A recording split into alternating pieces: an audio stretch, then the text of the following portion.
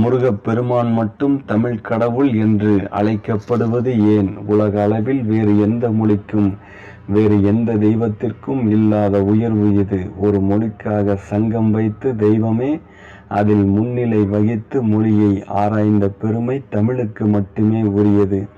தமிழ் சங்கம் வைத்து அதில் முருகப்பெருமானே தலைவராக இருந்து தமிழை ஆராய்ந்தார். இதனால் முருகப்பெருமான் தமிழ் கடவுள். இதைவிட ஒரு அற்புதம், தமிழில் ஆ முதல் அவ் வரை உள்ள உயிர் எழுத்துக்கள் 12ம் முருகப்பெருமானுக்கு 12 கரங்களாக உள்ளன.